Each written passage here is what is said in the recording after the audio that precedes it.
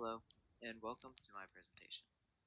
My name is Christian DeLeo, and today I will be talking about aviation safety reports that happened at LaTourneau University.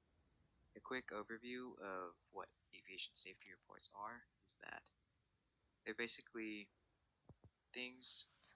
reports people put out to address potential risks in air travel and on the ground.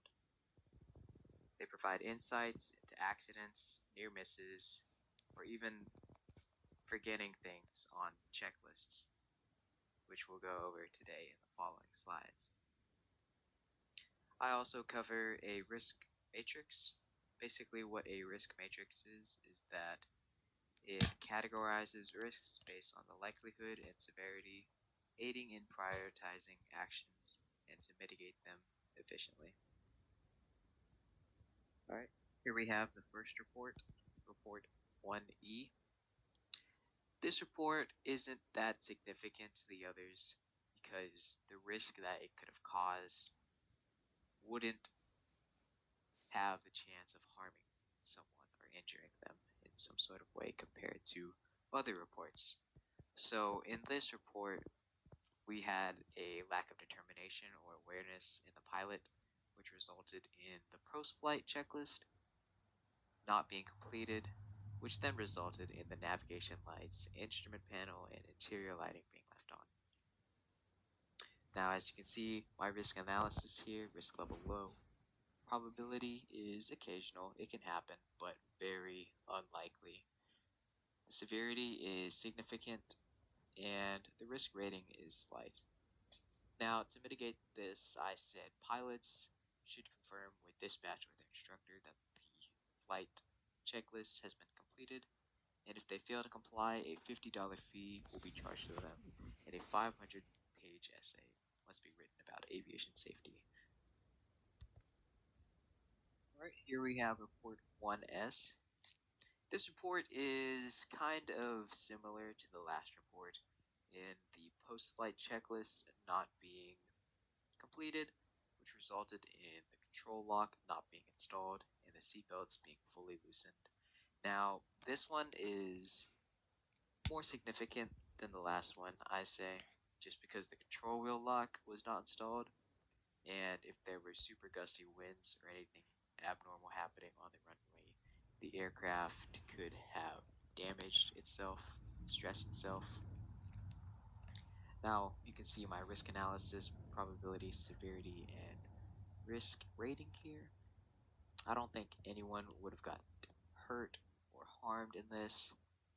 Very unlikely, but the mitigation measures, same as last time. $50 fee, 500-page essay. This will create discipline within the pilot and the people instructing.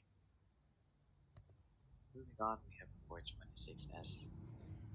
This report is the most significant out of all the ones on this list because maintenance didn't confirm the shutdown checklist, which resulted in both magnetos being left on. Now this can be very dangerous because with the magnetos being left on without the engines running, the aircraft's energy could have drained, a fire hazard could have been caused due to the excessive heat of the ignition system, and engine wear could have happened because of the continuous operation of the magnetos without the engines running. Now, what I said is risk level high, probability occasional. I don't think it will happen. It's very unlikely. Severity critical, risk rating high. To mitigate this thing of happening, I said have maintenance verify everything on a specific clipboard prior to returning it to student use and dispatch. Alright, this is report 28S. In this, a student failed to start the engine and left the mixture at full rich and didn't confirm the aircraft closing checklist.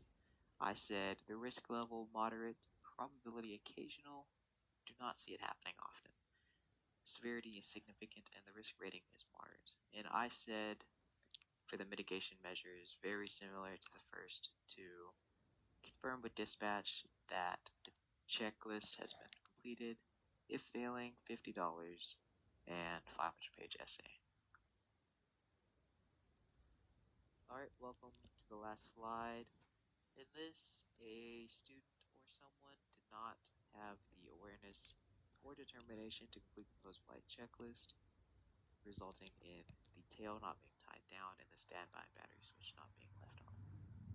This is bad because there were high winds again. The aircraft could have rocked everywhere and stressed the tail, and because the standby battery switch was left on, the G1000 was left on, and this could result in the standby battery switch being drained. Risk level moderate, probability occasional, severity significant, risk rating significant, and mitigation measures similar to the last one, $50 and 500-page essay.